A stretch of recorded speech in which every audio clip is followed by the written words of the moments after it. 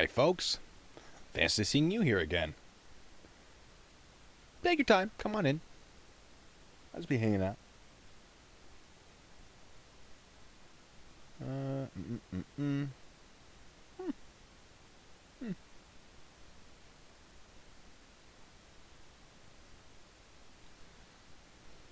Texting people. I'm here. Ooh, I'm here in my own stream.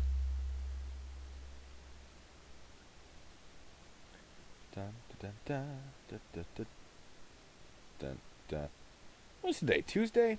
Good. It's like thrice. It was only supposed to be twice, but I broke my stream by accident somehow. Work got canceled because of mud. Well, welcome to the party. You're here now. It's great. Green River Killer. All right, I got to change some of my settings because my green screen is going a little, yeah. Oh, I'm in a good mood today. I didn't think they'd pick up. I'm still excited. That's reference if you guys are just like tuning in to this after the fact and weren't part of the 3 streams I did today. The last one I called into Metro State. You can see all my other videos on that. And they picked up, and I did not expect them to pick up. And so I'm still kind of, woo! Also, the caffeine that I've been drinking has kicked in. So it's just great. Yeah, the documentary, were they using a Chevy for what he was driving? Because he drove it like a 1992 Ford Ranger, right? Or not 92.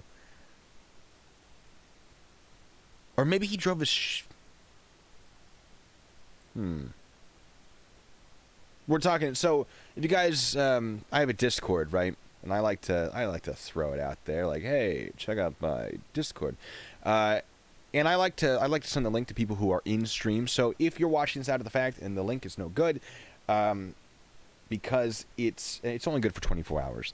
Either you can get invited to it, which shouldn't be a problem. Reach out to me, I'll send you it probably. Or join me in a live stream. Come be a part of it. I like talking to you guys directly. So we discuss things with my channel. Hey, how's it going, Humberto? There's my Discord right there in the chat. And I discuss things about what I'm going to be doing for my my channel. I'll be like, hey, I'm thinking about going live about this. I get a lot of input from you guys. Some of you have been doing amazing things, helping me do research on Metro State. And some of you have been, sometimes the same people have been helping me do research on Gary Ridgway. And last night, we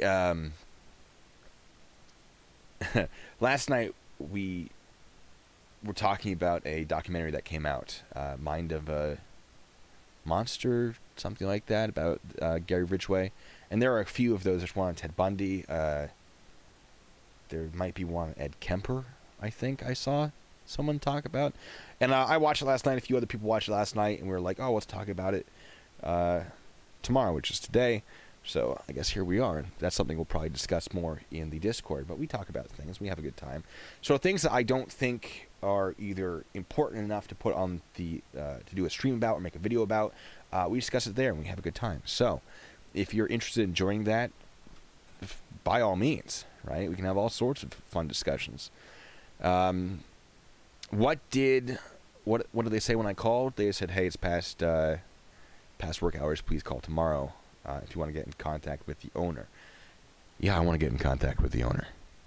Of course. So, yeah, Mind of a Monster. That sounds right.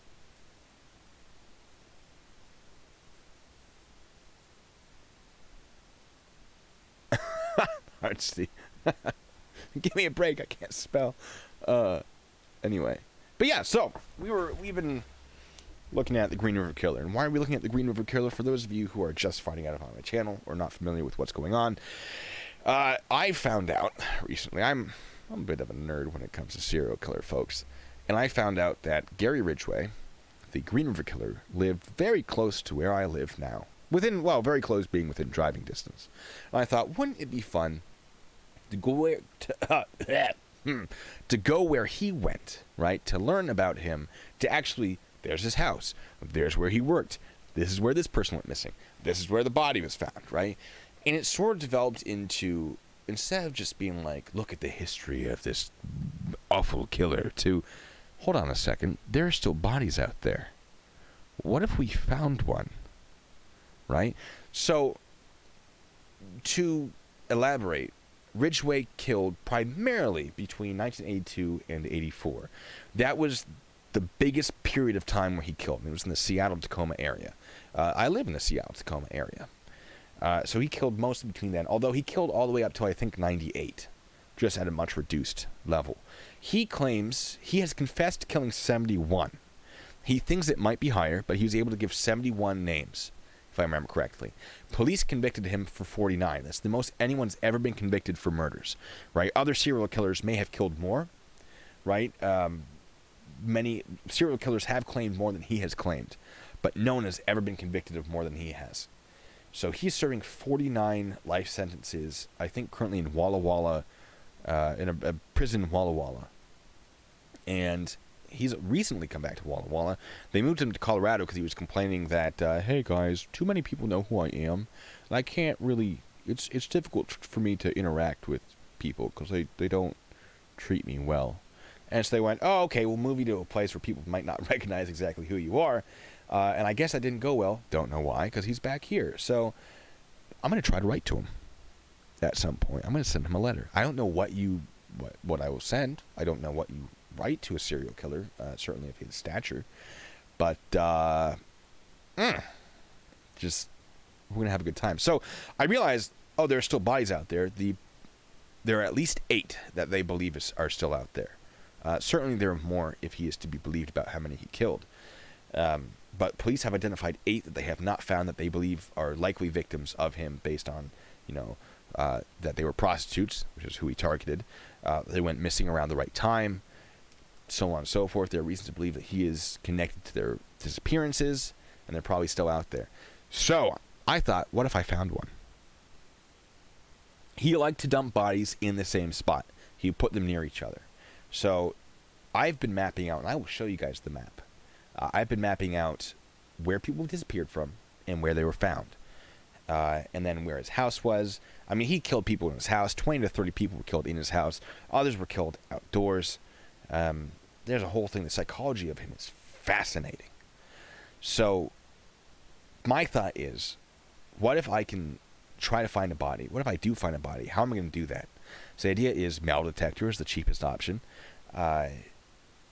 There might be metal left over from some of their clothes. I mean, this is all going to be deteriorated. There's going to be nothing left except metal fragments and bones.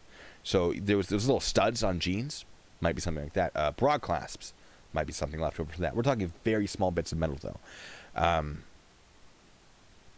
He took their jewelry, so I can't count on jewelry being something that I might hit on with a metal detector. But Ridgway did come back to have sex with the bodies. And he has talked about having sex with the women while they were still alive. And he talks about, his pants around his ankles, which if he's got coins in his pockets, they're going to get jostled loose potentially. So there's a potential. It's a slim chance, but I want to try. And what if I found something? That'd be crazy. And like you're saying, Robert, yeah, I think the families deserve to have some closure. Metal detectors do kind of suck, but my other options are ground penetrating radar and potentially LiDAR scanning, which is something I do want to look into. And there's certain locations I think that would be effective. The problem is a lot of these areas are wooded areas, and so ground penetrating radar, I don't know if they'll do well in the underbrush. How much brush can I clear? And we're looking at basically educated guesses as to where these are. I don't have the kind of manpower they were using when they were hunting him down in the 80s, right? They had 50 people just digging through they had machetes and cutting through the woods, and they were finding a body every week. I'm one person. So it's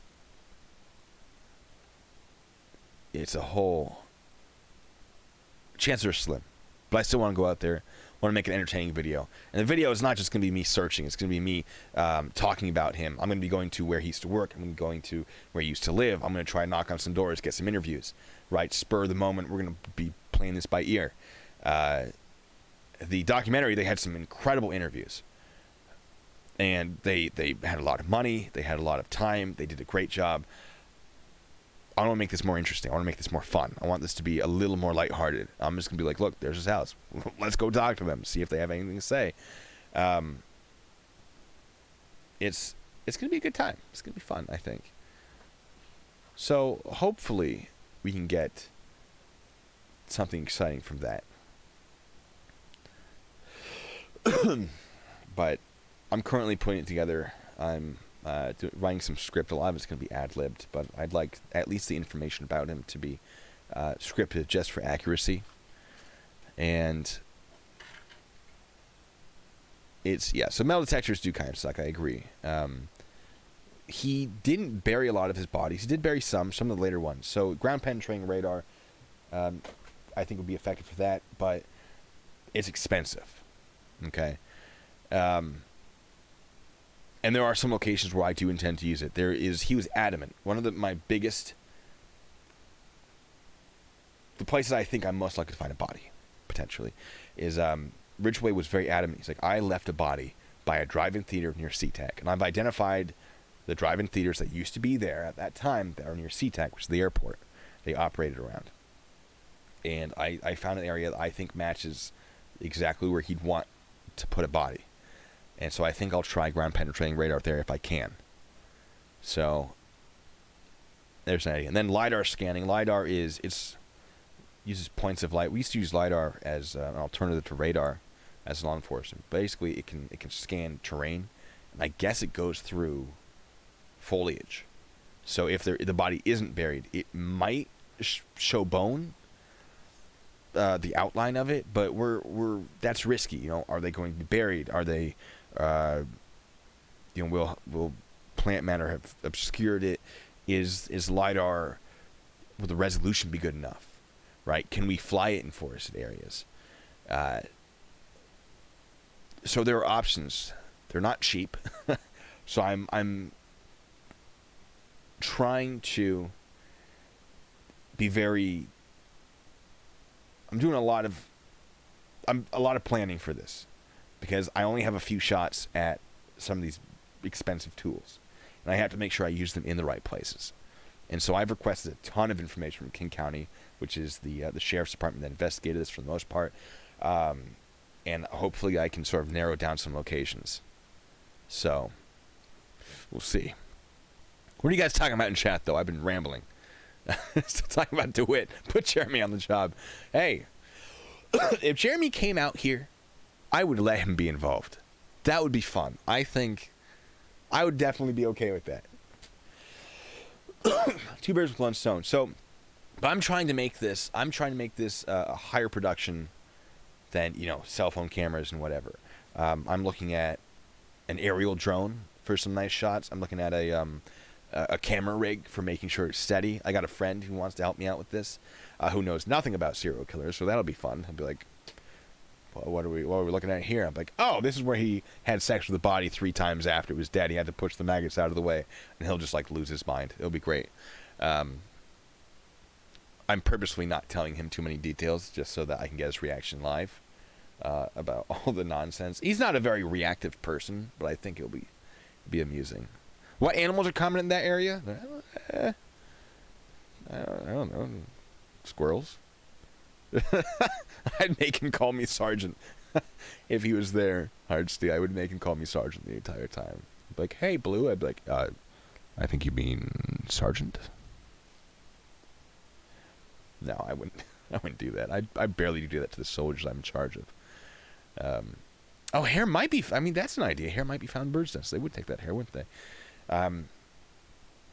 Yeah, no, it's very slim chance. But what if I found one, guys? Whoa, what if? Maybe I'll get the History Channel to finance me, or Vice. I don't know. That'd be fun. They're not gonna. We'll see.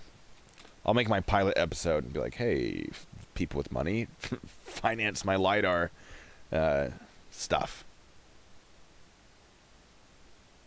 That'd be a good time.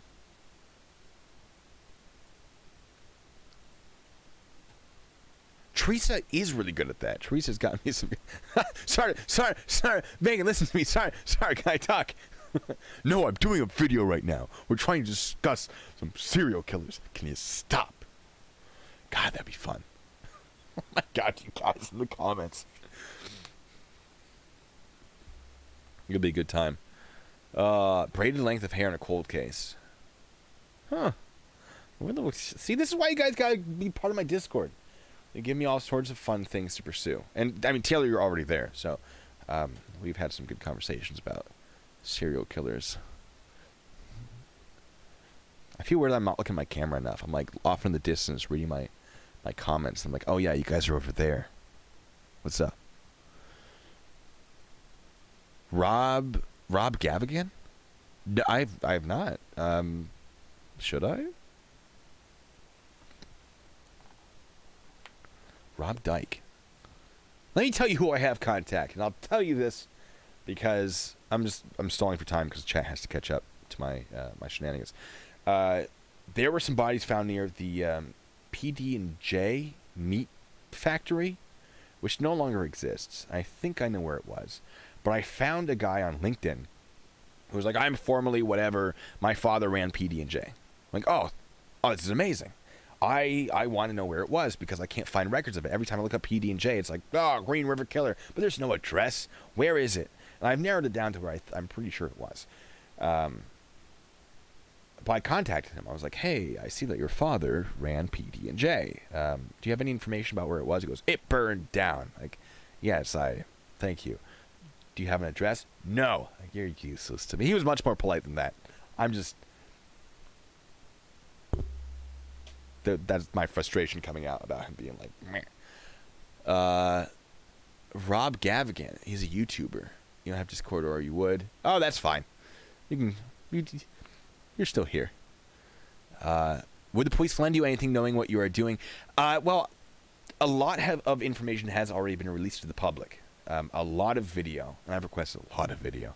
A lot of the interviews have been released to the public. A lot of information has been released to the public on this.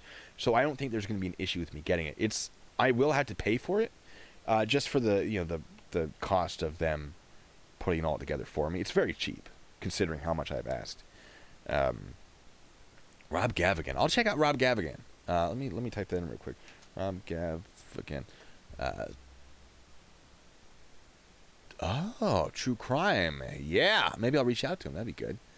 Where'd my stream go? There's my stream. All right, so I was saying something. What was I saying? Oh, yeah, so tons have been released to the public. And it's not a super serious concern about releasing to the public anymore, I don't think, because the guy's been caught. Gary Ridgway was convicted in 2003, all right? And then he got another conviction in 2011, I believe, for they found another body, and he pled guilty to that as well as part of his plea deal. His plea deal was, hey guys, I don't really want the death penalty. I will help you find the bodies. And they went, no. And then the prosecutor thought about it for like 3 weeks and went, yeah, we kind of owe it to the family. Or families. So they agreed that he would get, life in prison without parole. The death penalty would be taken off the table if he helped find bodies for them. I think he only helped find them 4. And they're like, this isn't worth our time. We're done. So, links don't show up from users. Only I can post them. Oh.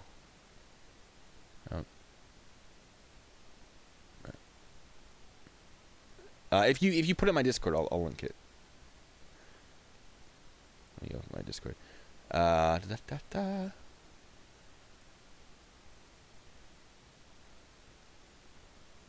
Sorry, now I'm distracted by my Discord.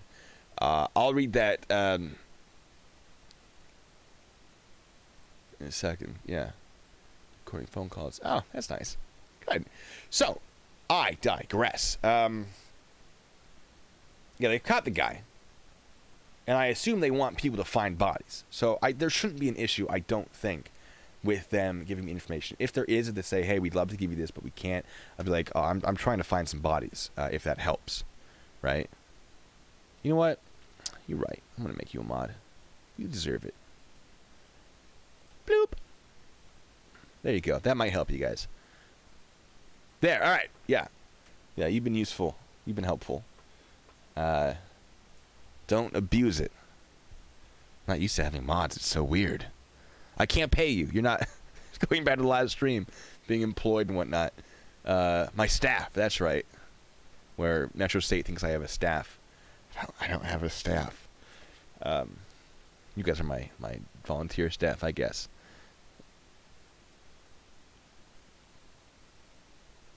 All right, you're a mod now. Here for you. Ever thought of going with a psychic? I have thought about going with a psychic. I've thought, like, look, if nothing else turns up, if I've exhausted my patience scanning the ground with a metal detector or LiDAR or whatever, I might go find myself a psychic. I might do some little ghost investigations on some of the bigger dump sites. I have absolutely thought about that. I don't want to do that initially because I would like this to be educational. I want this to be as I don't know if normal is the right word, right? I feel like if I went ghosts and psychics right away, it might discredit what I'm trying to do. But if I do what I'm trying to do and it's unsuccessful, why not branch out into other weird things, right? Yeah. So, I know a guy who has done that sort of thing. He's not in the area anymore, unfortunately. But I'll see if I can reach out to him. Get his ideas. I didn't think about, I thought about a ghost investigation. I don't know if I thought about a psychic. I don't know. You guys think I should bring in a psychic? For the sake of entertainment? Because, look, as much as I want this to be educational, I want you guys to actually want to watch it, right? So there's got to be some entertainment here. We can go all out. Why not? It's going to be a good time.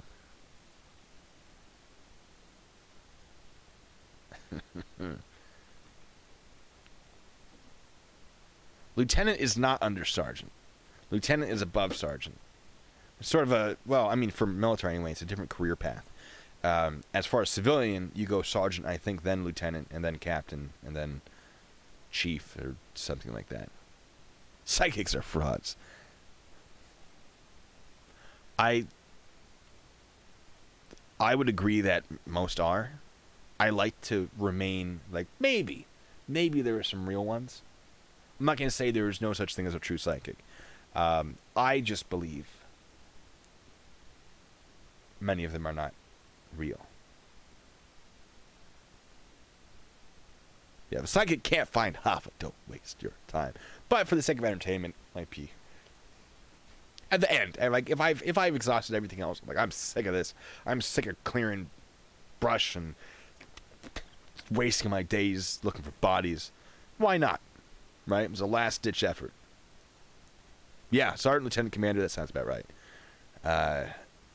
If you ask me about rank, I'm not gonna know exactly because military and civilian ranks are too similar but different. Same, but different. Before you go searching, I would tell the police what you were doing so you don't become a suspect. Yeah, right. I'm probably gonna have to file some requests to. I don't know if I need like digging requests. I don't know how much of this might end up on private property. So there are, I mean, I do have to be careful about what I'm doing and how I'm doing it, for sure. There might be limitations on where I can use a metal detector.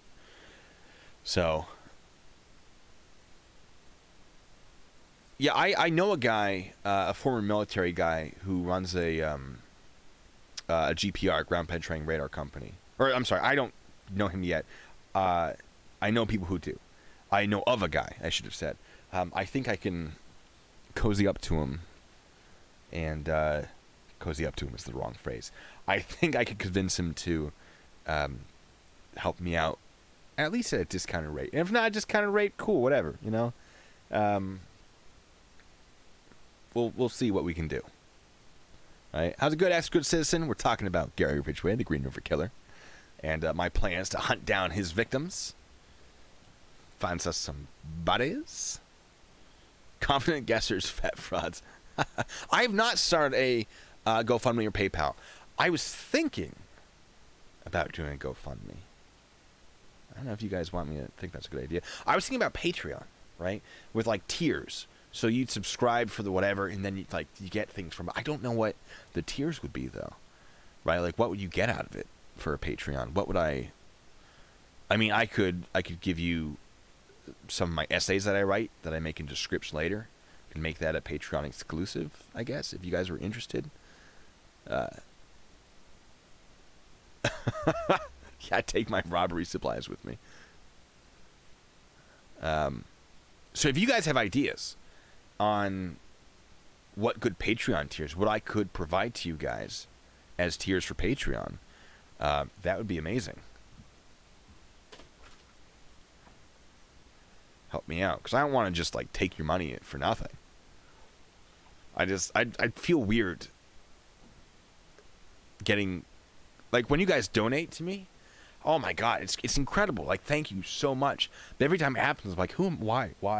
I'm not that important. I'm not that interesting. Why am I getting money, right? It seems so weird to me. Like, this started just as a fun thing for me to do in my downtime, and now suddenly I'm orchestrating, a hunt for victims of the most prolific serial killer in the United States. What happened? Where did I go wrong? I should say right, because I'm loving this. People act like they own you when they give you money. Now, I'm not going to say that you can't influence me. Like, if you're donating money, you're going to have a little bit of control over what I do. You're not going to have control over the channel. But I will take your suggestions a little more seriously. Will I definitely follow them? No. But I feel like I owe you at least, a listen to the whatever. Auction off one of my Hawaiian shirts. I would do that. A steady stream of Hawaiian shirts. Be like, can you imagine? No, hard to see. That's one of my things is, if you don't have disposal, if you don't want to donate, please don't donate, right? Don't think I'm trying to compel you to give me money. And I appreciate your support. Just the fact that you're here talking about this with me is enough, right? And I want you to understand that if there are donations, it goes directly into this channel, right? And anything that doesn't is basically going to be donated. At least that's how I'm operating now. If I become huge, if I'm like the next PewDiePie, I might squirrel some away, for a rainy day. But yeah, I'll get bigger Hawaiian shirts. I'll wear bigger ones on stream. Sell merch. I'm thinking about selling merch. I have some ideas. And you guys know my little bacon icon. I'm thinking about making little pins of that. I have various versions of it too. I have a SWAT guy. I have a let me see if I can find. Well, I'll find it later. We'll discuss that in a different thing. I'll get your thumbs up or down about merchandise. But yeah, if you guys have ideas about Patreon tiers, what you'd like to see, if you'd like to see, I was reading the chat while trying to talk and it was awful. If you'd, no, I know, I knew what I was saying. I was saying the right thing. If you'd like to see a Patreon pop up with various tiers and you want to contribute some ideas to what those tiers would be, like what would you want from this channel? Based on various donation levels. I've never tried Patreon before. I have no idea how it works. People have told me bits and pieces about it. You're Baconators. I've wanted to call you my Baconators, but I'm pretty sure that's trademarked by McDonald's or Burger King. I don't want to start a fight with them. They have a lot more money to put towards lawyers than I do. We do need a name for ourselves, though.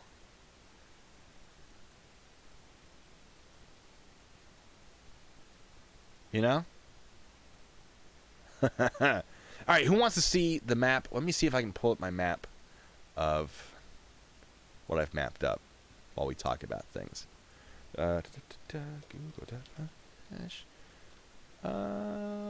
Maps. Guys, I had Wendy's yesterday for like the first time in must have been a year. I don't do fast food much, but they had this chicken sandwich. Oh my god. Bacon bits. Bacon bits would be fun. Is it Wendy's? owns that? Bacon the pork bellies. Bacon bitches pork bellies. Who? I'll put a poll up. I'll see what you guys. I'll let you guys decide on what you're calling yourselves.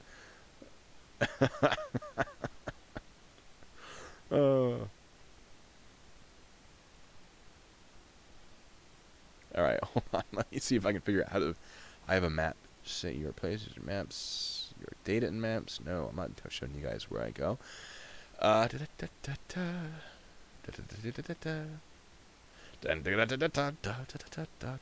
Name that song.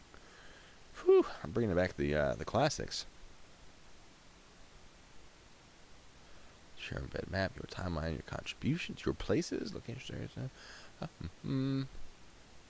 Hold on, I think I can find it. Google Gmail. I sent someone the link.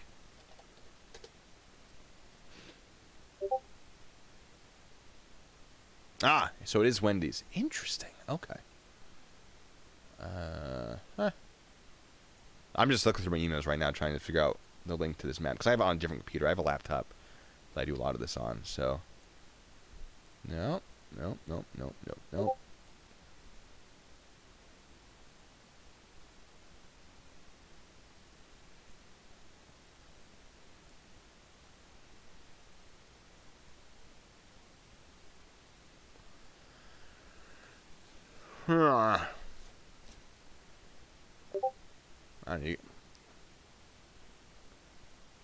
Alright, now alright, so that's not working. Alright. How to find map, Google Maps. I have one saved. Your places. Aha! Alright. Your places. Yes. Maps. Yes! Alright, it was that easy. That was let me see if I can get it into my live stream. Is that gonna work? Probably.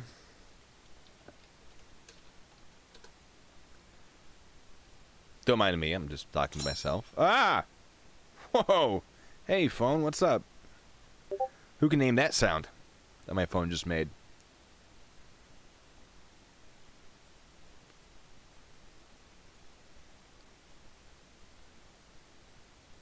Okay. Ah, yes. Just making weird noises over here. All right. You guys ready? And kablamo. I'm in the way. Excuse me. Yeah. All right. So here we have the map, and my microphone's all over my face. Okay. Let me see. Okay, so here we have my map. Is my mouse showing up? I don't even know. Is my mouse showing up? Yeah, I think it is.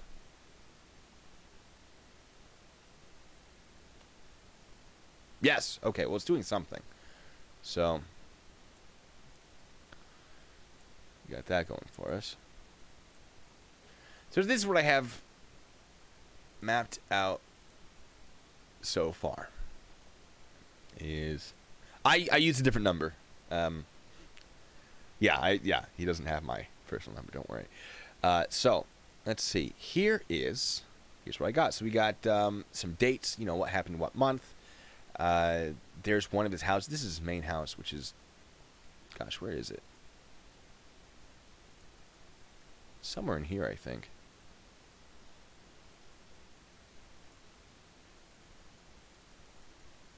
Oh, there we go. Yeah. So he lived here. He brought a lot of people here and killed them.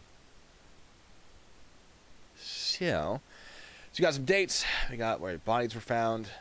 This is by no means all of them. This isn't even close to all of them. These are just the ones that I found accurate information about where they were found or where they disappeared from. Well, accurate. This one's just Normandy Park. So the green ones are where they disappeared from. The orange and red is where they were found. One's all the way over there. And then there's this and this where I just put in based on the documentary I watched last night that I have to confirm. I don't have their where they disappeared from. And these lines aren't really that important because a lot of them were brought to his house and then went from there. But it's just a fun little bit of information about, you know, where they were picked up and where they ended up. So this is Pacific Highway. It's now known as International Boulevard for most of it. And where's 144th? There's 144th. He picked up a lot of people, which is here-ish. So 1, 2, 3, 4 people right here. Yeah, so a lot of people went missing here. One ended up just right there. One ended up right there. One's all the way in his dump site here. So if they ended up in his dump sites, they probably went to his house first, right? Because he had time to plan it. My guess. So we have a dump site here. This is where the first body was found. By the way, this is Meeker Street Bridge. There were 2 kids that were on this bridge, and they saw a body in the water. They didn't realize that this was the beginning of a serial killer. And I've been going through the original Seattle Times news articles on this, and it is fascinating, folks. I will be discussing that later. It is fascinating, because it's just we read about it now. We see the documentaries now, having all the information. We know everything there is for the most part about him. Like, we have so much information, but you look, bacon addicts, the Speckshook Tiger. My German's real rusty.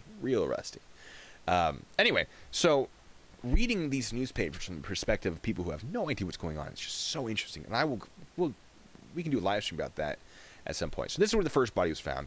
I believe over here is where PD&J meat factory was. We have Elliott Farm Livestock, so I assume it might have been here, though it might have been over here where these apartments are. It was somewhere, I believe, here. So we have 5 bodies here.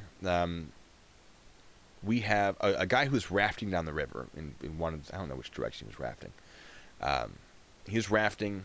He sees 2 bodies weighted down with stones. Police get called. They find a couple more bodies. And then later they find a 5th body on the riverbank. Now, it's really interesting, the 5th body in the riverbank, because that one was supposed to be thrown in the river as well. But the rafter actually saw Gary Ridgway bringing this body down to the river and went, "Hey, what's up, bud?" And Ridgway is like, "Oh, hey." Ridgway being the Green River Killer, for those of you who are just tuning in. And he got spooked and drove away. And then the rafter found some of the bodies and went, "Hold on a second, was that the guy?" Police later found this. Actually, no, sorry, not police. A guy who worked at the PD&J factory, and again, might have been this side of the river. I'm waiting for more information on that. Was taking a smoke break, saw the body, and then, of course, police came and did their whole thing again. But they almost found this body when they found the ones in the river. So it's fun that, the person who found all these bodies saw Ridgway bringing this one to the river, and then he fled. Why was it so easy to kill people? Oh, good question. So let's look at this again. We have this big stretch here. This is Pacific Highway. It's what was known as Pacific Highway. This is where Deborah Lynn Bonner, we have theorized, report state south. I have a little notes for myself here. South of SeaTac and Pacific Highway south. So it could have been all along here. Where'd my stuff go? Hold on. I just broke it. My places. Maps. Bodies. All right, we're back. So, why was it so easy? Well, this is where prostitutes hang out. I might go there tomorrow, see if I can find me a prostitute. Look, y'all calm down, all right? Not for any weird reason, just to see if they're still out there. I want to do some scouting around for the video. Can any of them flow to the ocean? I don't. That's a long way to float, and there's a lot of turns for them to get caught up on. I don't know if the Green River connects to the ocean. I've gotten distracted again. Yeah, why was it so easy to kill them? Oh, God, yeah, no, there's no way it would have floated all the way. I don't know which direction this river flows. Unlikely. Possible, unlikely. Well, if the ocean's right there, what am I doing with my life? That's Maple Valley. I'm sorry, I got distracted. Which way is the river flow? All the way, it would be unlikely. Possible? Possible. Unlikely. First Man Autism. Yeah, I'm sure that would go well. So why was it difficult? These were prostitutes. They were good at avoiding police. That's one of the things they did. Prostitution was and is illegal in that area.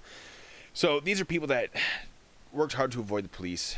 They didn't necessarily have a lot of family. People weren't going to miss them. I mean, that's not true for all of them, for sure, but they were sort of the perfect victim. And the psychology of why he targeted prostitutes is very fascinating. But this was the 80s.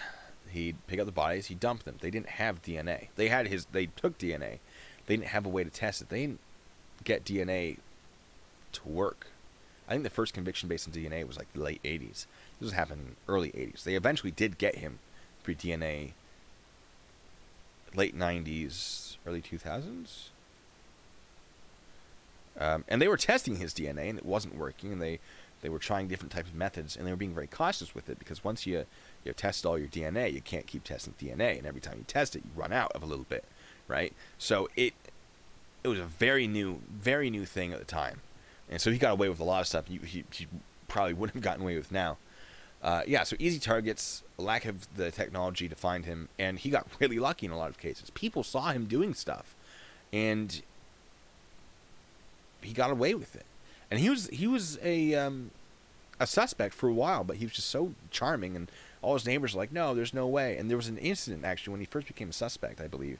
The police officer who talked to him, because they're like, hey, you drive the truck of a witness, saw you taking one of the prostitutes who later disappeared in a truck matching your description. And he went, oh, hey, we used to go to high school together. No, I could never be that guy. And the police officer's like, oh, yeah, we did used to go to high school together. You could never be the guy. And he came up again and again as a suspect. They ended up giving him a polygraph test. Folks, polygraph test just it measures your anxiety. There's a reason it isn't admissible in court, but it's a useful tool. It is useful. But he wasn't anxious about this. Many serial killers aren't. They're psychopaths or sociopaths. They don't feel remorse in the same way as most people. He wasn't feeling anxious about this. He passed the polygraph. I think they tested him twice. Once was inconclusive. I think he passed the second time. I've requested that polygraph result for at least one of them. I don't think I requested the second one because I didn't know about it. But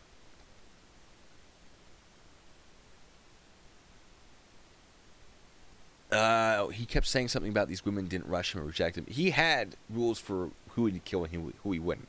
Well, he made rules. They didn't really follow them. He's like, yeah, if they couldn't do this, if they did do this, if this happened, I was going to kill him. If they didn't do that, cool. And he would intentionally purchase the services of a prostitute to not kill them, and then he'd be like, hey, make sure your friends all know how nice I am. To be like, yeah, it couldn't be me. Look, this person didn't die. For someone with an IQ of 82, all right, he was a little on the slow side. He wasn't mentally challenged technically, but he was good. He took a lot of steps. It's like he knew what he was doing. He would move some bodies to confuse the police. He would take travel brochures and leave them in his dump site so that if they found the body, they'd think it was someone who travels a lot. He would leave cigarette butts. Like, oh, this person must be a smoker. He was not a smoker. To sort of throw police off his trail. And he had the right victims. He had a lot of luck. He did a lot of stuff to cover his tracks. And they did eventually catch him, because at the time he was killing, the technology didn't exist to catch him. So why would he account for that?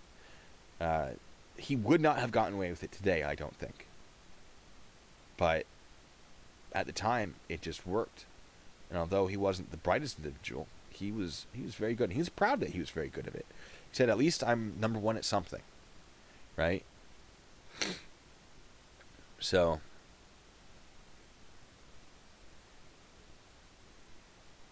oh, which woman rejected him? Let's go into the psychology of it. So, excuse me. My throat's anaphylactic shock. I'm closing up. Let me get some water. He had a rough childhood. He was born in Utah. Moved to Washington, I think, at the age of 9. I could be wrong about that. His mother did not like his mother was fairly abusive. His father was very sort of mellow. So he had two brothers. His mother would yell at him and his brothers. Would basically abuse his father. There's this classic incident that gets referenced all the time where she smashed the plate over his father's head, and his father didn't do anything. He just got up and walked away. His father was very passive, did not engage her, and she was very aggressive. I got the coronavirus. It's true. So, one of the things that is real interesting is Ridgway was a chronic bedwetter until the age of 13, which is one of the McDonald triad points. Let's go into that. Hold on.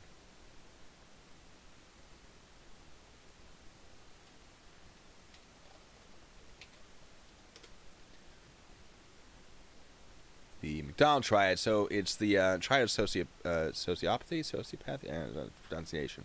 Homicidal triad. A set of three factors that has been suggested if all three or any combination of two are present together to be predictive of or associated with later violent tendencies.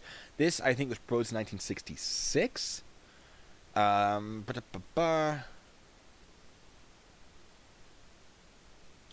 1963. I'm sorry. 1963, published in the American Journal of Psychiatry. So it's basically cruelty to animals, arson, and enuresis, which is unintentional bedwetting, after the age of 5. So he's got that. I think there was some cruelty to animals. There might have been a little bit of arson. So he was meeting these. I haven't looked into this extensively, exactly how he matched it. That's something I intend to do. But he definitely had the bedwetting down, that's for sure. So he... his mother would just verbally just hate on him for doing that. And she would take him to the bath, and she would put him in a cold bath, and she would wash him. And she would scrub his genitals and everything. Now, she did this until the age of 13. For those of you who have not turned 13 yet, you're in for I'm sure all of you have, but you're in for a world of surprise, because things start changing about what happens when people touch your genitals. Okay. And so his mother was doing that, and he would get aroused. And she would do this while wearing very little clothing. And so he began to see her as a sexual object. And he would fantasize about having sex with her. He said this in an interview. Like, I fantasize about, 1, killing her, either stabbing or strangling her. Incidentally, strangling was his preferred method of choice for killing. Although he had stabbed a kid during high school when he was 16. The kid was 6. Whole different story. We'll get into that. So he fantasized about killing her, and he fantasized about having sex with her. And he would watch her sunbathing out in their backyard and be like, I want to have sex with that weird thing, right? Now, he was also a necrophiliac, sort of. He didn't prefer necessarily having sex with dead bodies, but he didn't think much of it. And that comes from probably his father, who worked in a morgue. And his father would tell him about, oh yeah, I have this coworker that has sex with the bodies, and normalized it. So he had fantasies about that as well. So he had fantasies about killing people that he loved, and having sex with them, and also having sex with them after they were dead. And so you sort of see this, like, oh, his childhood kind of makes sense. And his brothers didn't turn out this way. So I think there was something special about him. He wasn't a terribly bright person. So I think it all sort of came together that he was very confused sexually. And there was the, nature versus nurture. Certainly nurture, how his parents treated him, factored into it. But I think it was part of his nature as well. Just who he was genetically. So it normalized all that, and he was like, his friends in school talk about how he was like, oh, he's a pretty normal kid, but he took a 6-year-old kid out into the woods and stabbed him because he wanted to know what it felt like. And I guess he didn't really care for how it felt like, because he stuck to strangling after that. Now, why he hated women, you'd probably thank his mother for that. He associated women with his mother, and he hated his mother, but he also loved his mother. So he's very confused sexually and mentally about that. But he enlisted in the Navy. He was deployed to the Philippines. He had sex with a lot of prostitutes. He was married at the time, too. So, infidelity up the wazoo. His wife also cheated on him, and he was very mad at her for that, even though he was cheating on her. Whatever, right? So he ended up getting gonorrhea and something else from prostitutes. He was very mad at them for that. How dare they give him STDs? Because obviously it's their fault, right? So that's where a lot of people sort of associate his hatred towards prostitutes, right? So it sort of, there is a path, right? You can follow the mental path that led him to what happened. Now, he doesn't know when he started killing. He says it might have been the 70s. We know he started in the 82. That's when we started to associate killings with him. Could have been earlier, though. after he divorced his first wife, he met his second wife. His second wife says, actually, his first and second wife both say that one of the reasons they divorced him, or he divorced his first wife, but one of the issues was he was controlled by his mother. He cared too much about his mother. He would do what she said, and that was a concern for them. And then his second wife was like, yeah, he would come back up from behind and choke me. He wanted to have sex outdoors a lot. That was a fetish of his. And the places they had sex outdoors ended up being places where he put bodies later. So when she couldn't stand being with him anymore and she divorced him, that devastated Ridgway. And he has said if he had just killed her instead of all the prostitutes, he probably wouldn't have had to kill, because they basically became a replacement for her. And that's reflected in the fact that a lot of the bodies were put in places where they had sex. It's a whole just bonkers thing. Oh, what brought this up? The Green River Killer? Well, I was talking about it briefly, and people were like, "Hey, we should go more in depth about him." So we are. But anyway, yeah, that's the psychology of him, more or less. There's more to it, but that's so hold on. There's his.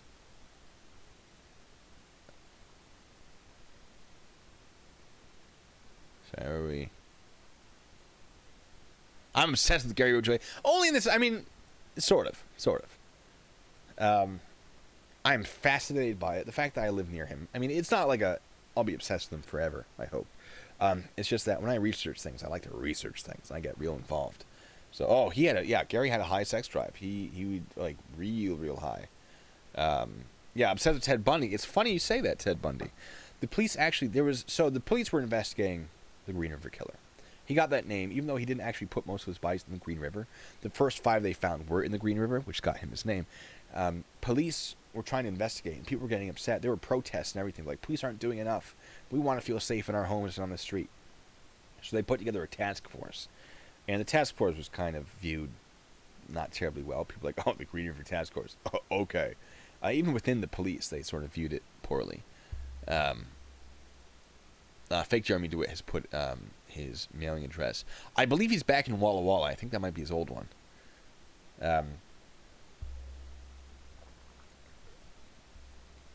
But the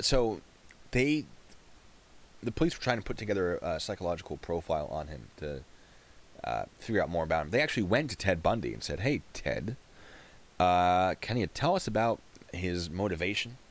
What's making this guy tick? What does he get off on? Dead bodies." Bundy actually said, "Hey, he's going back to those bodies. I promise you right now, he's going back to those bodies to have sex with them. Find a fresh body and stake it out. You will find him." And Bundy was right. Unfortunately, they didn't find him. They didn't find Ridgway. But it's interesting that Ted Bundy is involved in it. They went to him like, "Hey, bud, we don't know what we're doing." We're real confused.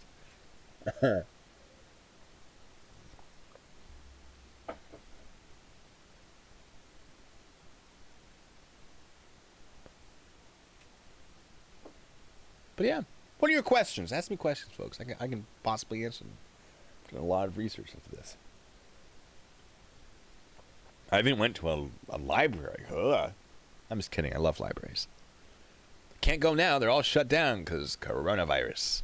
Like, hey, please don't show up. Please. Please don't do it. We don't want to be ill. I get that.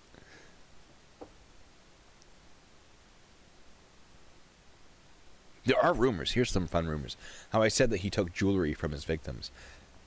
Ridgway conducted a bunch of... his neighbors talk about, like, oh, yeah, this normal guy. He used to, do little yard sales and whatnot. There are rumors, and I don't know if this is true. There are rumors that he would sell some of the jewelry in those yard sales. Now, supposedly... he helped catch Arthur Shawcross. That's fun. Supposedly... And I haven't looked into this either. I was listening to a podcast while I was driving, so I didn't actually fact check it. But if what they're saying is true, he would take the jewelry and he'd leave it in the women's restroom of where he worked, so that hopefully women would put it on and wear these dead women's jewelry. And that was something that was very exciting for him. But I don't know if that is true. I'd have to confirm that.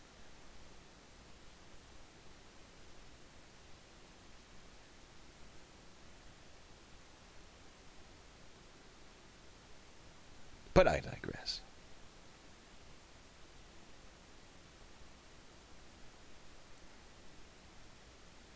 I do have good news, guys, by the way, since completely unrelated. I do hope to have a video out soon. Like an actual edited video, finally. I've been doing so many live streams, and I haven't... Oh, I've been real busy. I've been real busy. In my real life. So I haven't been able to put down out editing my edited videos. I'm going to try to change that. It's going to be about an auditor. And then I have a few that I have to edit about sovereign citizens. Completely unrelated to anything we're talking about. It kind of feels weird to go back to that after, I've been focusing on Ridgway, and I've been focusing on DeWitt. It's like, who cares about auditors now? Let's talk about that. But I've already put in time and effort. I might as well finish them. Charles Manson's ashes were worth money, and no one wanted Gary Heidenreich's. Yeah, why is that? Yeah, what do I drive? I don't drive a retired convict, but I would. I would drive one.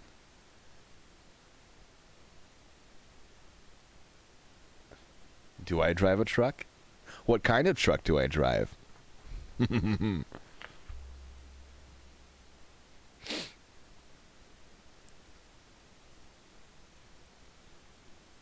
Are we debating what vehicle I drive?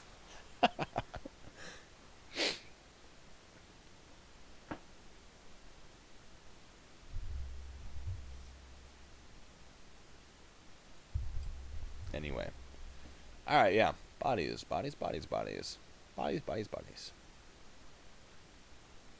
Anyway, yeah, so I'm just putting together a map. I thought it was fun.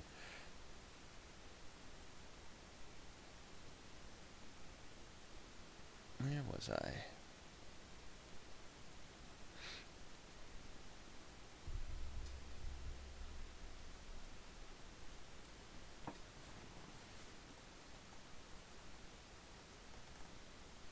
Do I, Taylor?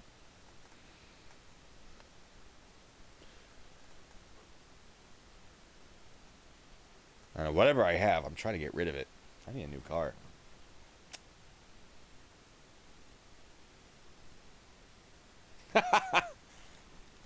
Hard to see. You can believe whatever you want to believe about what I drive.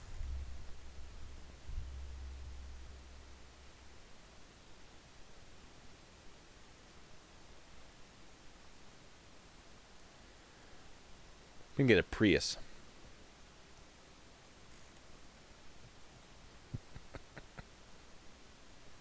A little sleuths in the chat, figuring me out.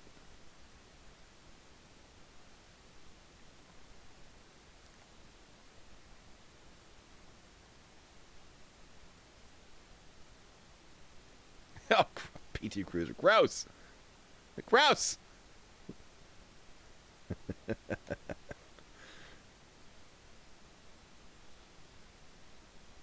Map project. Oh. No, but now I'm excited. I'm gonna look that up. Murder Accountability Project. I'm gonna look into that later. Ooh. Oh, that's fun. Yeah, we're looking into that later, for sure.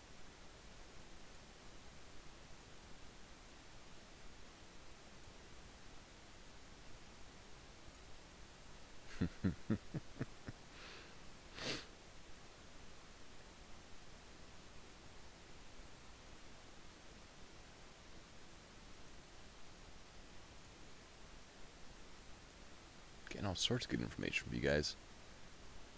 Green River Carroll did not drive a Prius. He drove a Ford, I believe.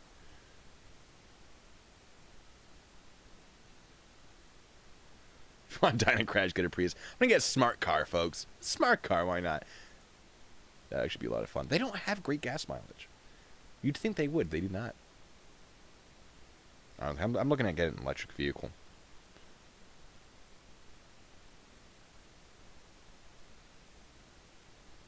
I stalked the man. Be accurate. Y'all crazy.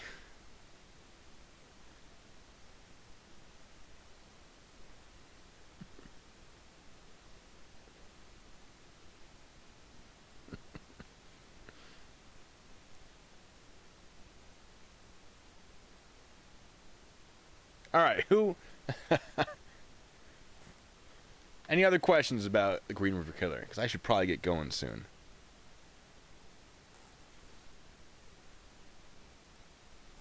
Hold on, I'll tell you guys what I drive.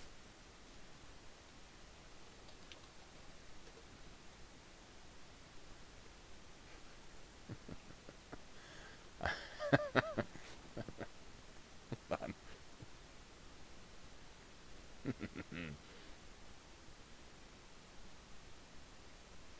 Maybe we'll get that new Tesla truck.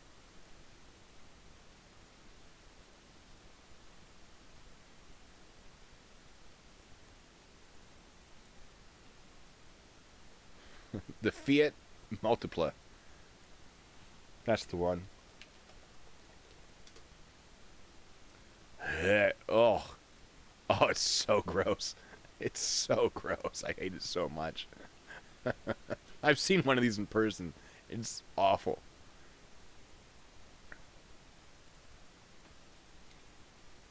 Fiat Multipla. I don't know. Serial killer who only hunted other serial killers. Well, I feel like that'd be a little difficult to hunt them. That'd be interesting. I'd probably support it. But good for you. I mean, I wouldn't support the killing, but I know. Good God is right. I assume you're talking about that vehicle. Awful. Awful. It's so ugly. They mass-produced that, too. That's not like a, one-time thing, right? You got some ugly cars out there that's like a one-time thing. Cool, right? Got it, whatever you want. They designed that. Ran it by a bunch of people, and it got approved. And they went, go for it. We'll set up an assembly line. No. Why did no one say no?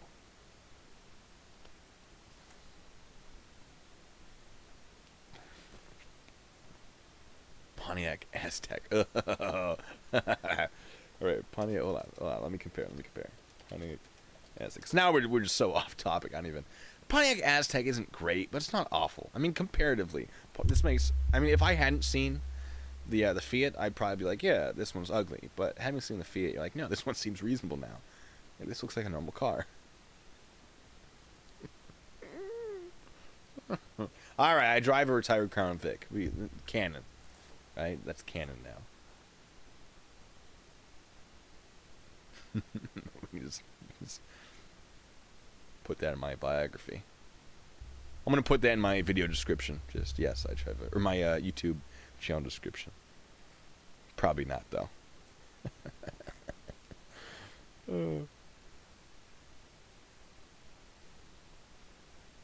Just someone got that approved for production.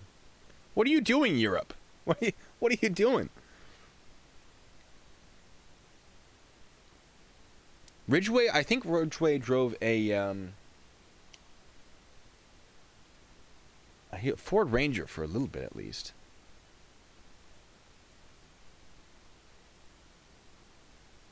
I wrote it down somewhere.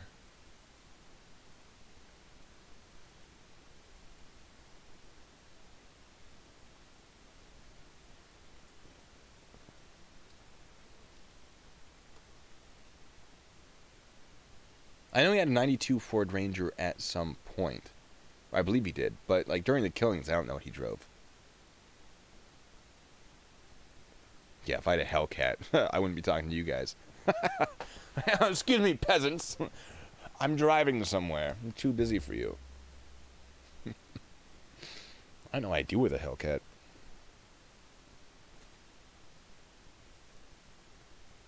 Corvette's doing some nice things with their new Stingrays.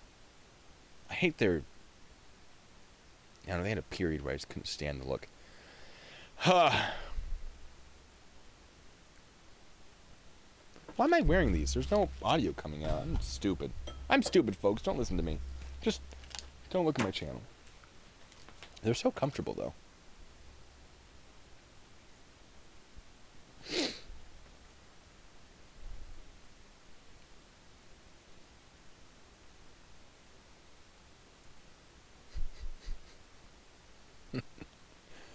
Yeah, one of you should buy me a Hellcat.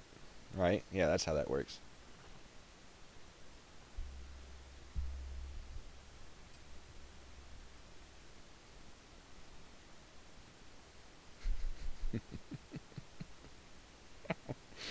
Hmm. I should probably get going though. We're so off topic. I got things to. Yeah, the headphones are part of the look. That's right. My weird ass ears. Yeah. All right, last chance for questions, folks. Last chance. Before I get out of here, I gotta eat some food. I've been streaming forever. Black 97 Ford F-150. What do you drive in the 80s, though?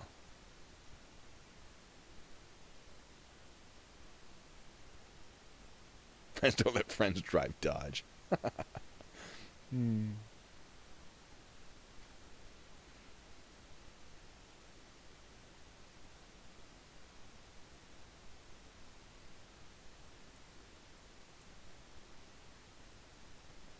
Sure was quite for Hellcat, yeah.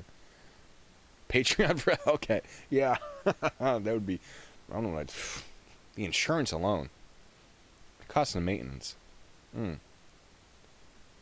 All right. Let me know, guys. I'll put my put my Discord in here once more. Invite people. Copy that link.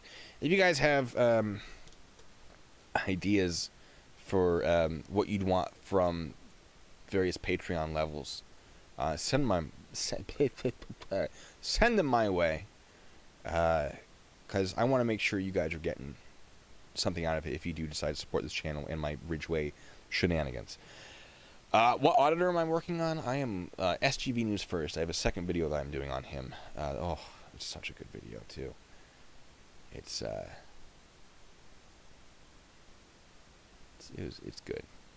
It's good. Hopefully I'll have it done in the next couple days. But yeah, let me know what you think for Patreon levels, tiers. I think they use. Words are hard. I might be having a stroke. I don't know.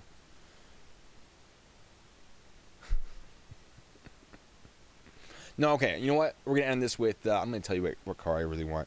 It's the one I'm gonna get. I mean, obviously, I want a DeLorean, like obviously, but a 1980s Excalibur. Phaeton, probably. Yeah. You guys look that up. I would drive that everywhere. I would dress up, I'd get a top hat and a coat with tails, and I would just do stupid things in it. And I'd only talk like this all the time. Yes. Oh, hello there, peasant, with your Mazda. I'd probably break down like everywhere, but that's part of the fun. It's the experience, right?